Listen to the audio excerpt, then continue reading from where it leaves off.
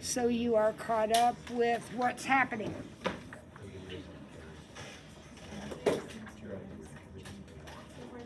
Okay, so you're responsible for these properties. So we're going to talk about them as we do number 4. So as we do number 4, we're going to talk about what it means to be commutative, associative, what it means to be an identity or an inverse, how the distributive works, and what in the heck is the trichotomy. We're going to talk about those. So let's just leave that blank for a second. Let's go down to number 4. Which property do you think is letter A?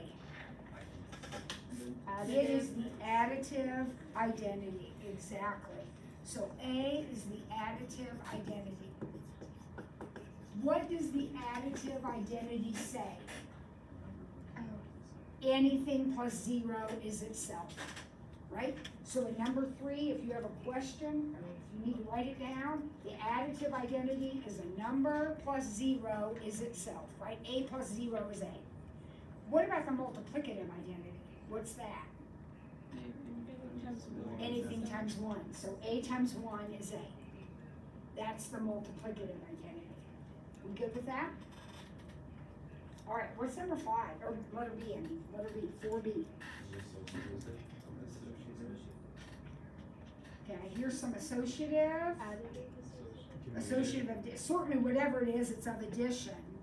It actually isn't associative. It's commutative. Because commutative means the order has changed, right? And if I read those letters and numbers, on the left it's 5-8x, and on the right it's 5x8. So what changed? The order changed, right? That's commutative. When the order changes, it's commutative. So that one is commutative of addition.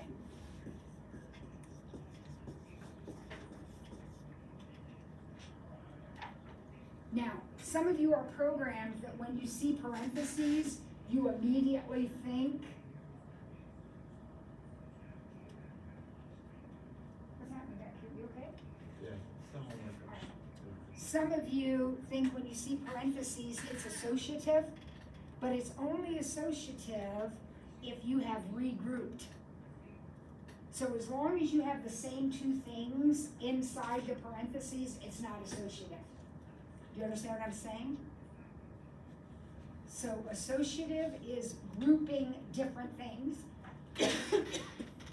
Commutative is changing the order.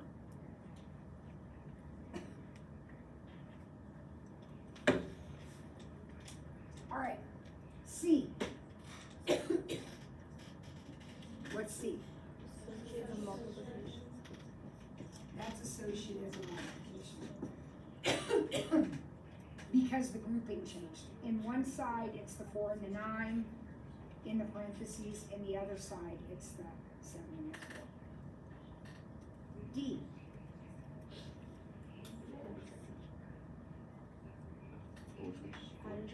Look up at the top. Go look up at number 3. It's one of those. Which one is it? Inverse. It's an inverse. And it's not additive, it's multiplication. So, oh wait, I'm looking at the wrong problem. D is the additive inverse. You're exactly right, Chris. D is the additive inverse. E is the multiplicative inverse. When you add 12 and negative 12, they cancel each other out. Canceling out, the math word for that is inverse. When you add the opposite, it's gone. When you multiply by the reciprocal, it's gone. All right, F.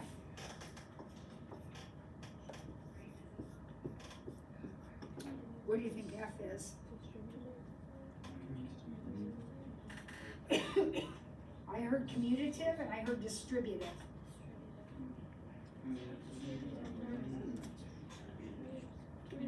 It's commutative. What does it take to be distributive? What do you have to have in your problem that I don't have? Coefficient. And add or subtract. if I'm gonna have a distributive, I have to have an addition or a subtraction. This is straight multiply. On one side, I'm multiplying x, y, z. On the other side, I'm multiplying z, x, y. That's commutative multiplication.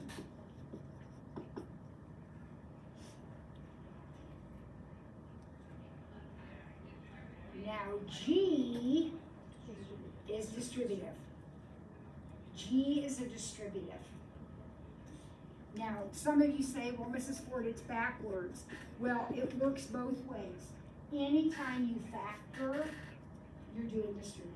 When you factor something, you're doing a distributive operation. H, multiplicative identity. You're timesing by 1. And I, look at it carefully.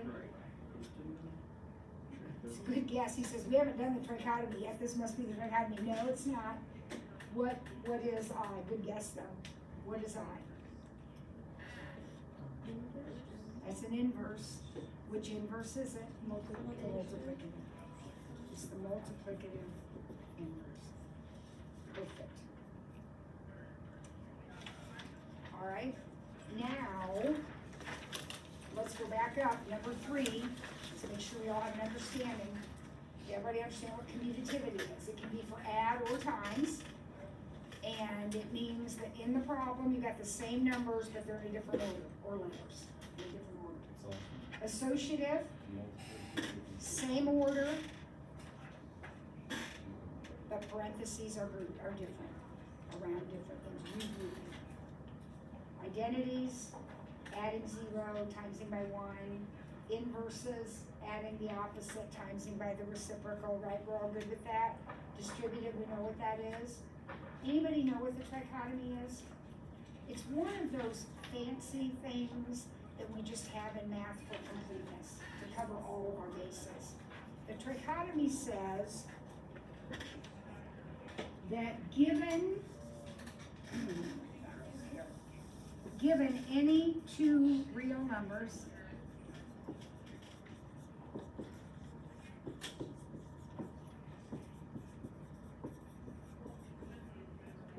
A and B, and that's an and, not a plus.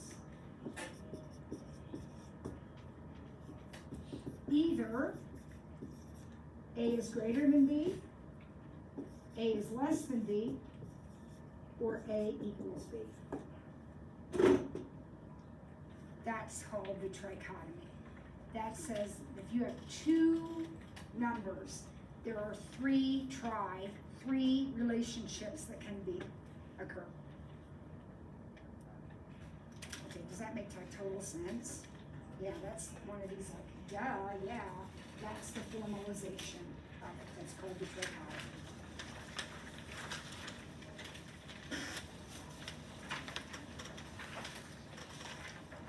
All right, change the fractions into decimals and the decimals into fractions if possible.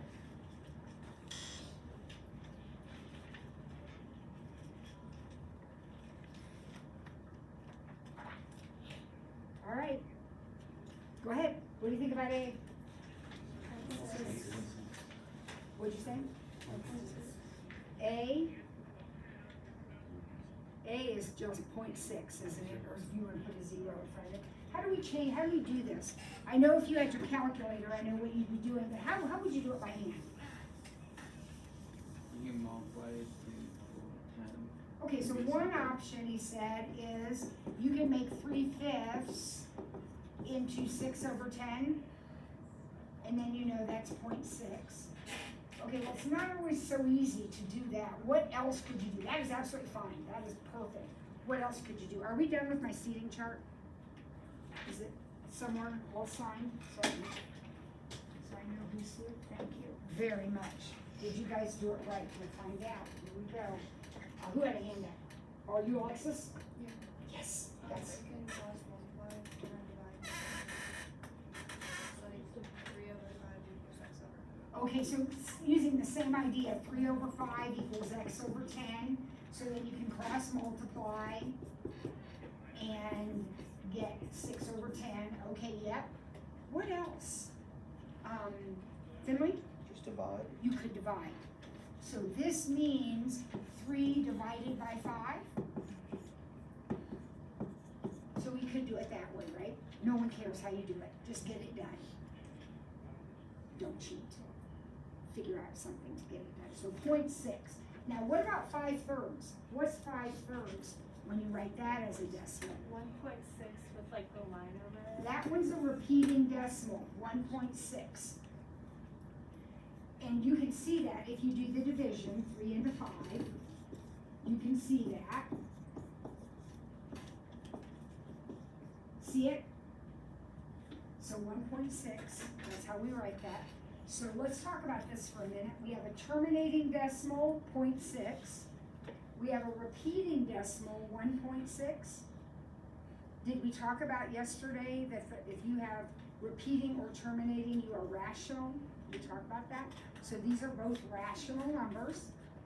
All right, -8/9. Figure that one out. However you do it, figure it out.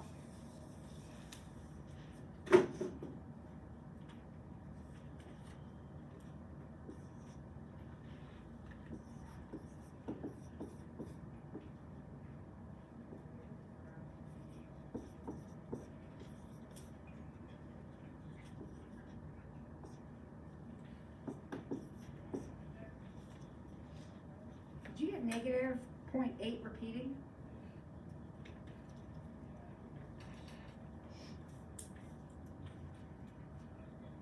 Did I divide right? Have you ever noticed this before? Have you ever noticed, 1/3 is 0.3 repeating, isn't it?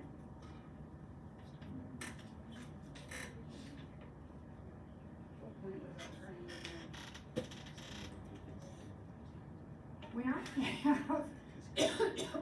When I have regular decimals, like 0.6, that means 6/10, right? When you have repeating decimals, 0.8 is 8/9. 0.3 is 3/9. So when the decimal repeats, it's over 9 instead of over 10. That happens all the time when one digit repeats. Okay, 1.3, what fraction is 1.3? 33 over What am I hearing? 13/10. I heard 13/10, that's a beautiful little improper fraction. Did anybody think 1 3/10? Same thing, right? Just written as a mixed number.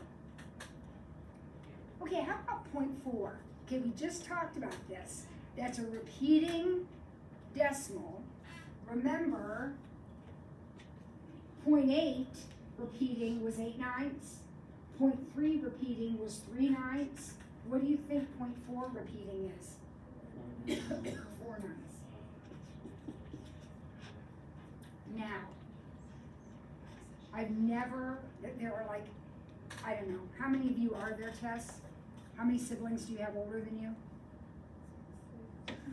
There's a bunch of them older than her. And I've never had the privilege of teaching a italic. I've just missed all of them. I did, however, so I don't want to embarrass you, but I gotta tell this story. I did teach her mother, brilliant kid, wonderful, wonderful lady. And she showed me back in, when she graduated in 88 or something, 88, 87, something like that, way back when. She showed me this. She said, Mrs. Ford, okay, so we were trying to prove that repeating 9s are the same as 1. We were trying to prove that. And she said, and we have a way of doing that. We had a standard way of doing that, like a textbook way of doing it. And she said, oh, Miss Ford, I can do it a lot easier than that. She said, we all know that 1/3 is repeating 3s. True. right? And 2/3 is repeating sixes. So if I add these together, these would add up to 3/3 or 1. And if I add this together, it adds up to 0.999. That is so awesome. That is so awesome. And that came from Tessa's mom. So you go home tonight and tell her that I'm still using the Amber at Shaw here. Okay, all right, that has nothing to do with what we're doing except it's a repeating this. I love that story. All right. Root 3/2.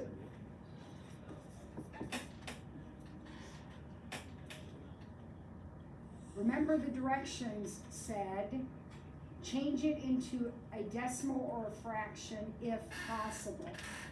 Now, we can type root 3 divided by 2 into our calculator, but are we going to get a decimal that repeats or terminates? No. So at some point, we would have to round it off, right? Yeah, because it goes on forever and ever, doesn't terminate, doesn't repeat. So we're not going to turn that one into a fraction.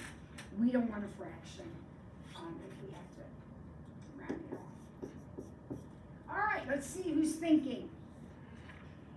What do you think this one's going to be? 24 over 99. Yes! She says it's 24 over 99. Does that make sense to you, sort of, in a kind of scary way? Remember, repeating 2's would be 2 over 9 instead of 2 over 10, right? This would be 2 over 10. But when you repeat it, it goes over 9. So now I have 2 digits repeating. Well, a normal decimal with 2 digits would be over 100. But since it's repeating, we're going to put it over 99. Okay, that actually reduces. So that would be what? 3 goes into there, 8 33rds. Let's double check. Make sure Miss Monsmith's right. 8 divided by 33. My gosh, repeating 0.24s. Good job. Mary. Good job. All right, everybody okay with that little section?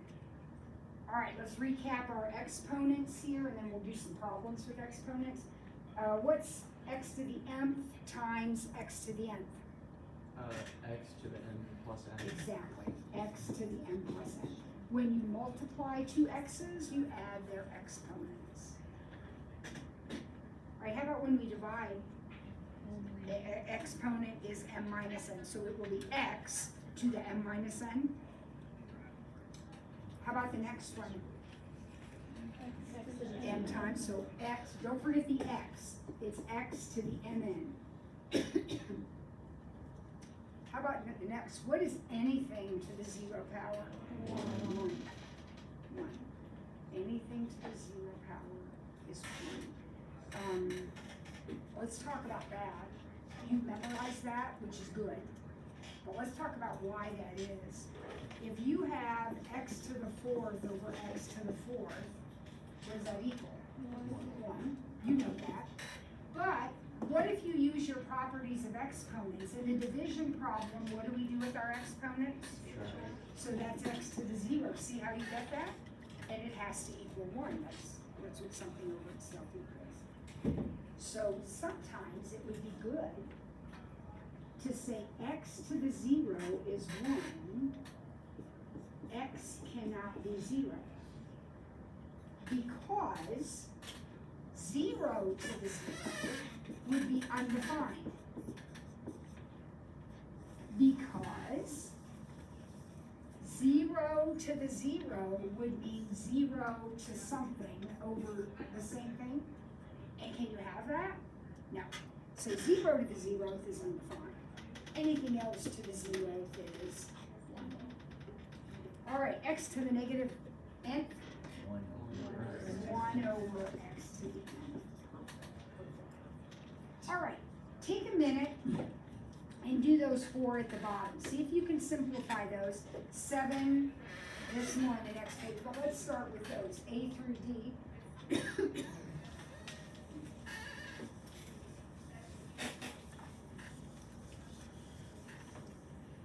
And you are on video, just keep that in mind. So if you want to come up and put your answers down, that would be great. Just one, so we have 4 different people that have an opportunity to come up.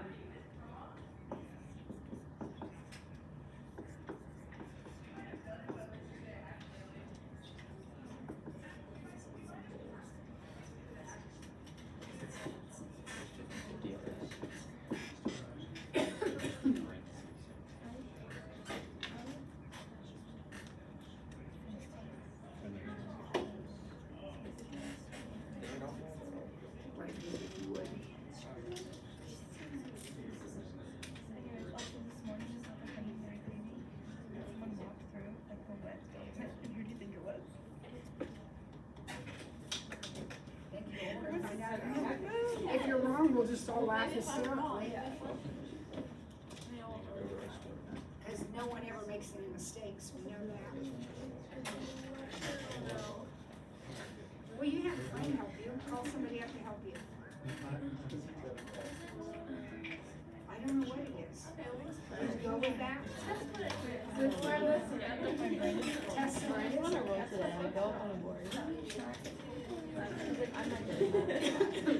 Wait, I said big, please. Oh, yeah. Maybe a little hands. Is that right? I might be wrong. That's wrong. Okay, we're gonna laugh. We're gonna laugh at you. Oh my goodness. All right, let's look at these. Pretend this is a quiz, you're grading it. Is this full credit or is something wrong? Anything, or more things wrong? Is there anything wrong with what's on the board? That's what you have? Well, let's walk through it. Does this make sense to everybody that this would be 3 over x squared? Yeah. Okay. Now, let me make sure I copied that problem correctly. Aren't these two exactly the same? Are these parentheses necessary? No. I have a feeling when I wrote it, I meant to put another exponent on there, but I forgot. These two are the same.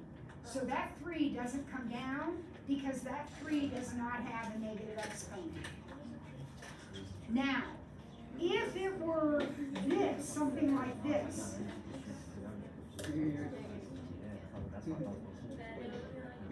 now they both move. But this still wouldn't be 1 over 3x squared. This would be 1 over 9x squared. Because it would be 1 over 3x. So as I wrote it, which I probably should fix that, as I wrote it in the notes, these two problems were exactly the same. Is root 3 over x the same thing? No. Radicals are fractional exponents, not negative exponents. But for the 3 over the x squared, you not have to take the square root of the... No, Okay. that's what it is, 3x squared. Square roots are only gonna come in exponent land if they're fractions. No, this is it. That's it. It's also the answer to this one. Okay? She was real concerned about this. I think that's right. Is that what you got? When we cube, that means times itself 3 times. 5, 5, 5, 2, 2, 2. I think that's exactly right. And this one, did you end up with negative 4 9s? Yes, because this is not this. Now, that would be positive 4 9s, right? Okay, perfect, beautiful. Well, so much for the easy stuff. Flip it over.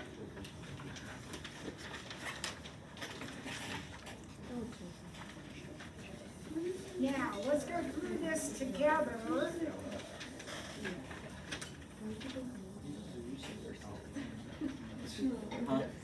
This first one, see if we can figure it out.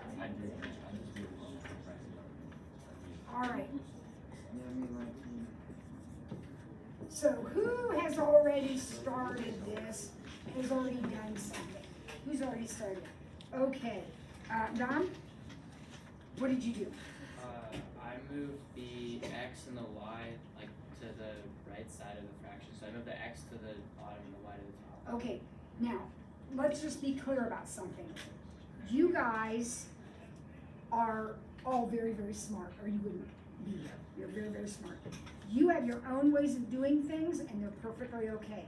The beautiful thing about math is there's lots of ways to do every problem. So when he makes a suggestion, his suggestion is absolutely fine, but you may start a different way, and that's absolutely fine. We do not have to do it Dom's way, but Dom's way is right. Is it one of the right ways to do it? He says we don't want negative exponents. So I'm going to start by putting anything with a negative exponent on the, moving it. So this one goes to the bottom. And this one goes to the top. So he didn't change a single thing except these two guys flip-flopped. Is that okay with everybody? All right.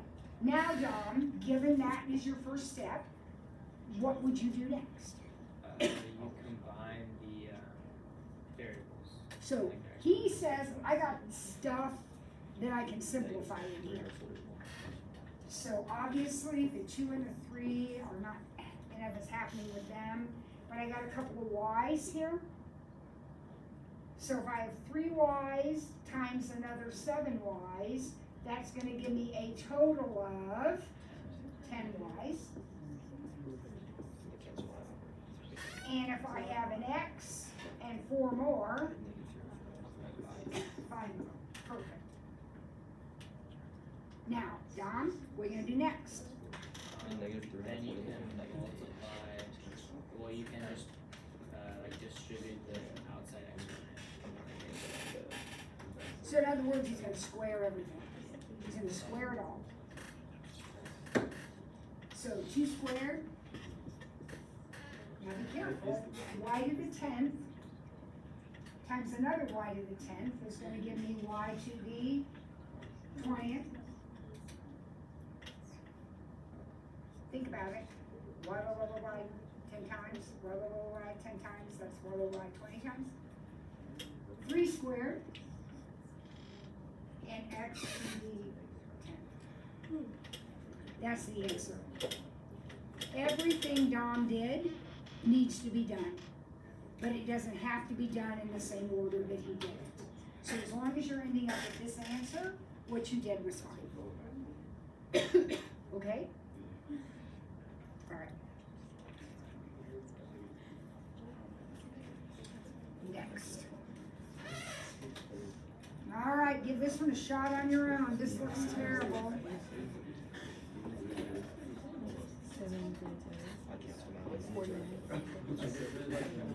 I can't do that.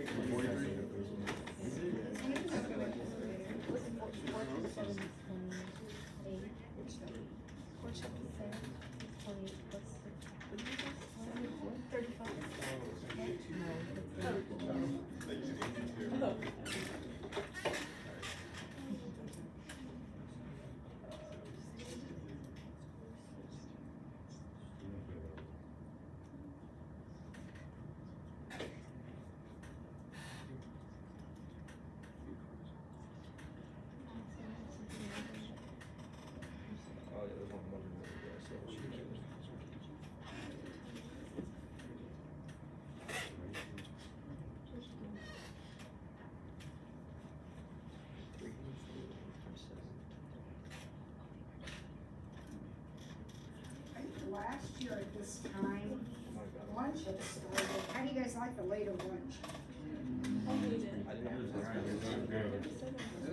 Yeah, yesterday. I feel like it also feels like there could be more classes before. No, it's like the same amount. Yeah, well, we have an extra class every day this year. I like that there's only 2 periods after lunch, because I find after lunch to be harder than before lunch. Do we have 3 periods after lunch? No, we only had 2, but we only had 5 classes a day this year. That's not too after lunch. All right, anybody get this mess cleaned up? I actually don't know. Definitely not. I actually don't know. What did you get for this one? Now remember, a negative exponent moves you. So since this whole fraction has a negative exponent, does it make sense to you that the whole thing's gonna flip over? Yeah. And so did you get 8y cubed over, what is that, 343 x cubed? You got it. Yeah. Okay, so part 1, done. Are we okay with that? Anybody have a question about that? All right, now we're gonna multiply that by this thing, and we have some work to do here. We have 14 and 8. X cubed is coming down, y to the 4th is coming down, and y to the 6th is coming up. So for this one, I got 7 over 4 y squared over x to the 4th. Now double check me. Is that what you got for that piece? Don't just agree with me. I make a lot of mistakes. Don't just agree. Is that really what you got? The second part. This guy right here. I got that.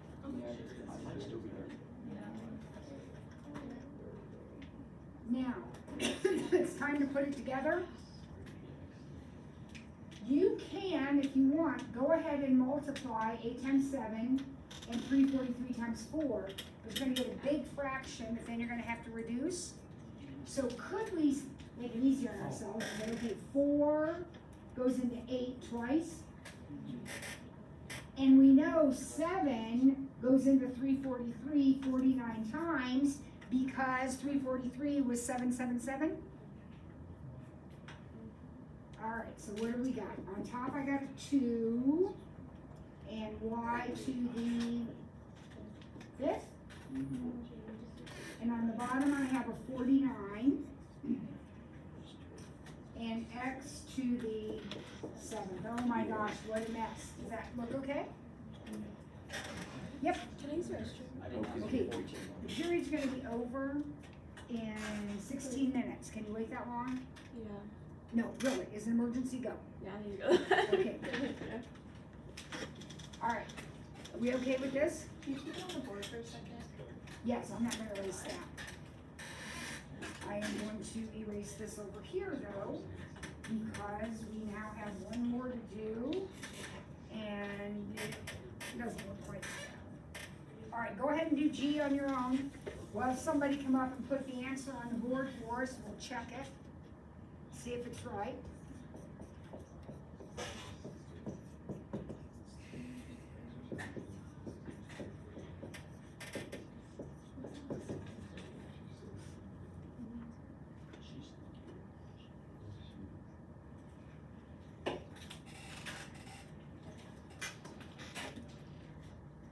You got it down already? Put it up on the board. See if you're right. You want in red or groups? You got it. Black shows up better on the video. Thank you for asking. It's good.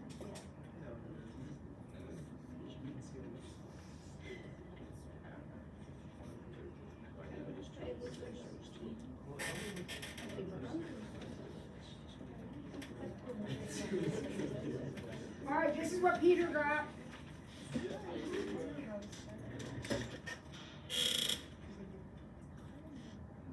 This one was definitely easier than the last one. What do you think? You all right with that? Any issues with it? Austin, you in 100% agreement? Yeah. Good. You're wonderful. Okay, moving on. Open and closed intervals. You remember that vocabulary? What are we talking about? Open and closed intervals. What pops into your head when we say that? What did Mr. Miller tell you, Liam, about open and closed intervals? Like number lines. So think of a number line. Yeah, like x is greater than or equal to, so inequalities. So inequalities, absolutely. What about the notation itself? Do you remember anything about that, Tess? That like an open interval is when it's like greater than, and then a closed interval is when it's greater than. Exactly. So if there's an or equal to, you color in the dot, right? So it's closed dot. No or equal to, it's open. All right. What about the actual notation we use in intervals, though? The actual notation, Tess? When it's like bracket, it's closed. Exactly. So the bracket indicates closed interval, and what is open? Parentheses. Yep, your parentheses. So let's look at number 9. These are all intervals here. We're doing them on the number line. So we're going to sketch this. So we'll put a -4 and a 5 on the number line. Obviously, those are the two numbers in the problem. Got circles there. And color in between. Now, the -4 has a bracket, so it gets shaded in. The 5 has a parenthesis, so it stays open. Now is it ringing a bell? You remember doing this last year? Right? Okay. Now we're going to combine it with number 10, because what would this be as an inequality? So for 10a, we're taking this picture now, and we're writing it not as an interval. This is the interval. We're writing it as an inequality. Mr. Fahey? -4 is less than x, which is less than, or wait, -4 is less than or equal to x, and then less than 5. Beautiful. That's it.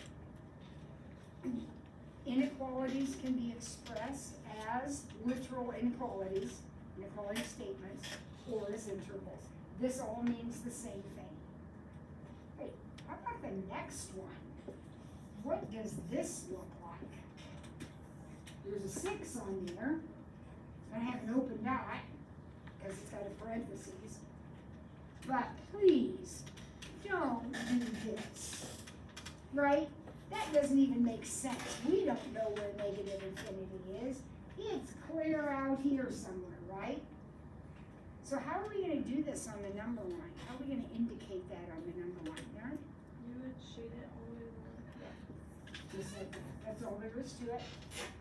Put your dot at 6 and shade toward negative infinity. Easy. What would that be as an inequality? One of these right here. Emma? X is less than 6. X is less than 6. I love you. Thank you, thank you, thank you. That's perfect. Do not ever put in, don't write something like this. People will laugh at you, okay? Don't do that. We just say X is less than 6. All right, last one. What's this one look like on the number line? Mr. Snyder, what's it look like on the number line? So you label the 7 and you color in the circle, and then you draw the line going all the way to the right. And then what's my inequality? And then the inequality is x is greater than 7. Greater than or equal. Or equal to. Are you guys okay with that? I know that's a little redundant and boring, but we gotta make sure we get it. All right, 11. Write them in interval notation. And then I want 3 people who haven't been to the board today to come up and put down what you think your intervals are. So for A, I want somebody to come up and put down your interval. What is that interval notation? What is the interval notation for this one? And what is the interval notation for this one? All right, and 3 volunteers.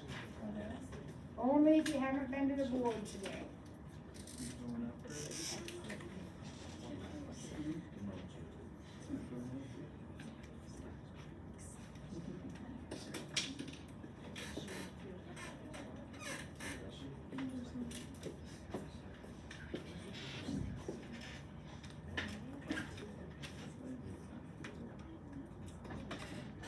You guys are all stars. What do you think, group?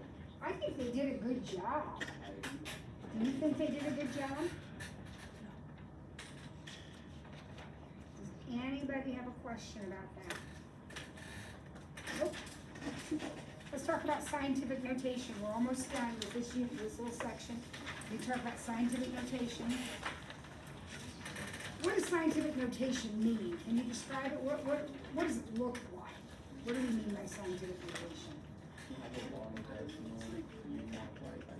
So it's something times 10 to something, right? Is scientific notation.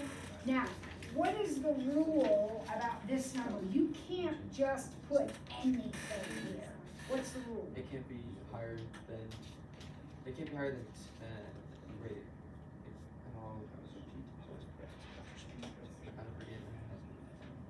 Well, it has to be a decimal. What else? Just anything between 1 and 10. So anything between 1 and 10. So I like to think about it as whatever number I put here, there can only be one digit in front of the decimal point, right? If it's between 1 and 10, it's gonna be like 4.63. There's only gonna be one digit in front of the decimal point. There has to be just one digit. Okay, so what are we gonna do with problem A? 1.6 times 10 to the 7 times 9.0 times 10 to the 13. Now, I want you to understand, that's why I wrote it this way purposefully. This is a multiplication problem, right? Tess, my dear, did we talk about gum yesterday? Okay, would you remind Lucy? Okay, so that'll be an infraction next time, starting Monday, I'm really gonna crack down, but we don't chew gum. Okay. This is a straight multiplication problem. So let's start by multiplying these together. Okay? I think I can do that without a calculator. I might need my calculator for some of this stuff, but I think I can do it. Is it 14.4? And then I have 10 to the 7th times 10 to the 13th, so that'll give me a grand total of 10 to the 20th. Okay? Now, that bothers George. It'd be a 1.4. Yeah, George says, this is okay so far, but we're not gonna stop here because this has to be 1.44. And he says 10 to the 21. Now, for those of you that aren't sure about the 10 to the 21, he's right, by the way. I'll just talk about the way I think about it. What I had to change this number. I had to make this part smaller. So to balance it out, I have to make this part bigger. These have to match, they have to be the same number. So if I'm making half of it smaller, the other half is gonna have to get bigger.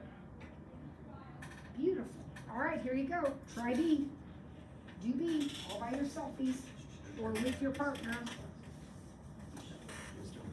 Yeah, I can do it. Yes, you can. You don't need a calculator. Go ahead and use your calculator if you want. But isn't that just the same as 17 over 34? And what's 17 over 34? 1/2 or 0.5? Yeah. Yeah, Don't make it hard. Did you get 0.5s? well, it's to the negative. I just divided that. We just are doing the number part just like we did here. We did the number part and then we did the tens. So I think it's gonna be easier, just do the number part, so that's 0.5. And then times 10 to the, times 10 to the what? Negative 11. Negative 11.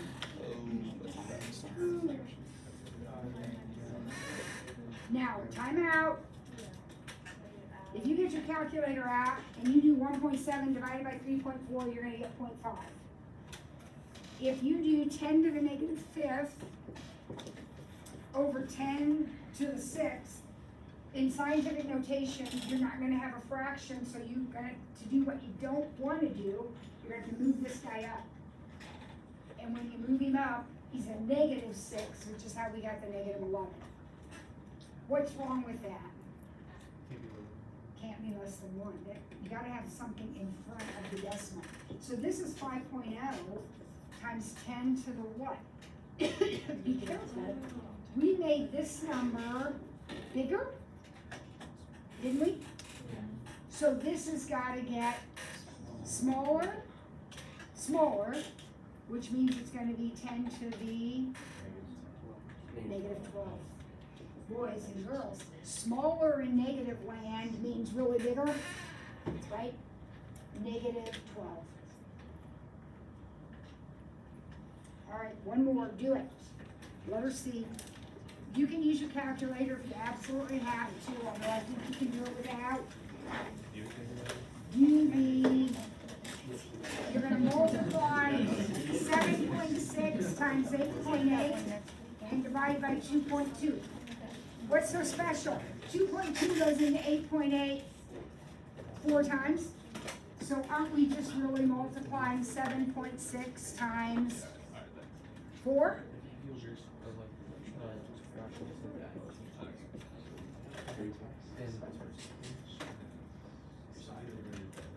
Did you get 30.4 when you did all that?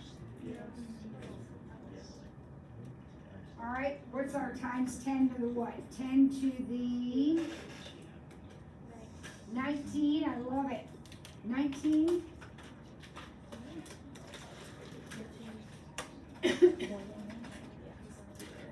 All right, let's make sure everybody's on board. You on board with that? Okay, not good. 3.04 times 10 to the 20th. Making this number smaller, you're gonna make that number bigger. There is your answer.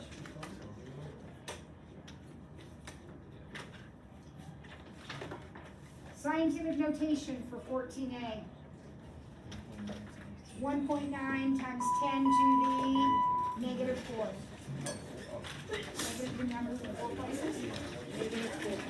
Okay, we are almost done. You can probably work on that homework. It won't be due yet, but if you want to use the weekend to get started on your homework, great. We are almost there. You're welcome. Okay, have a great weekend.